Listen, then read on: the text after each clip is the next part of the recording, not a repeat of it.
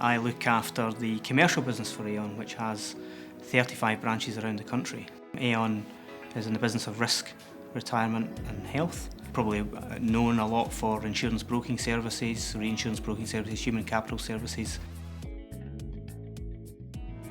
I'd really enjoy the span of the job and the mix between metro and regional work. You get to see a lot of Australia in the role I've got. It can be quite demanding on your energy, but very, very rewarding when you see a lot of your team flourish and sort of help our clients and the communities that we serve.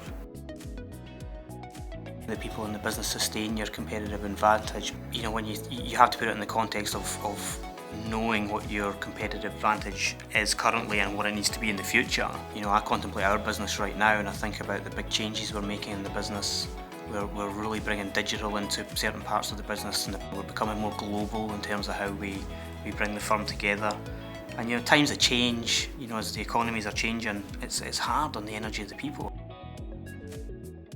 The overall sort of strategic position is actually thinking about them as the individual and actually the outside of work and inside of work, how can we help educate our colleagues to be the best that they can be so that they're present in both of those spaces. As we all know, the correlations between what goes on in your personal life and your performance at work is so tight.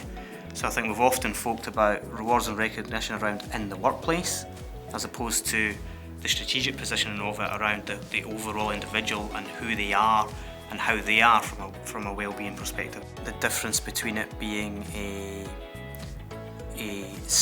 becoming a life skill as opposed to being a perk and an added benefit, I think is really starting to open our eyes up. It has to be more around what are we giving you meaning, and are we helping you give meaning by educating you on how to put yourself in the best position to understand these things.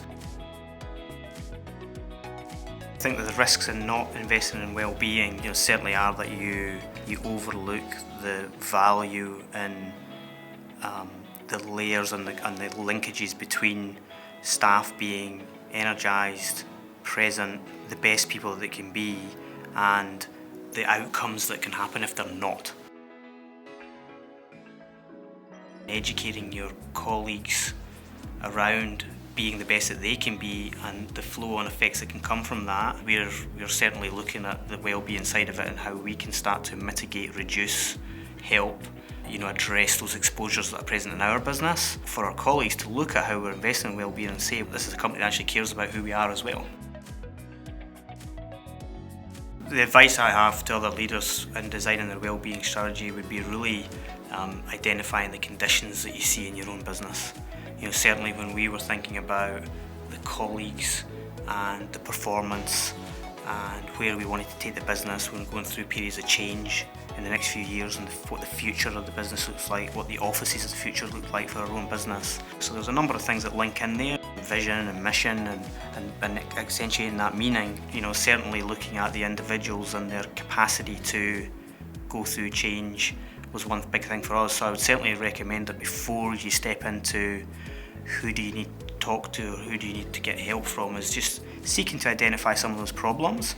But I would also say don't try and identify all the things yourself, because one thing that we've certainly experienced is that we had a sense that we had a challenge or something that we needed to look at, and so we identified that and then said, right, who can we bring in to actually help us really unpeel that and unpick that and determine where we actually are and measure that against some other organisations, give us some data-driven insights, give us some experience, and certainly partnering with Energx has given us that. That's where we feel like we've now had our eyes opened a bit wider around where we are, allowed us to now start thinking about how do we go forward now and execute some strategies and really take it through the business. It's like any problem, okay? It's probably easier to identify your challenges.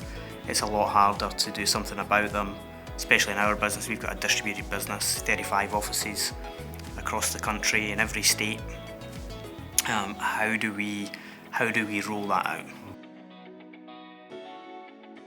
It's been easy to work with Energx as a result of the technology approach, the ability for the questionnaires to be completed, the data to be pulled in, aggregated,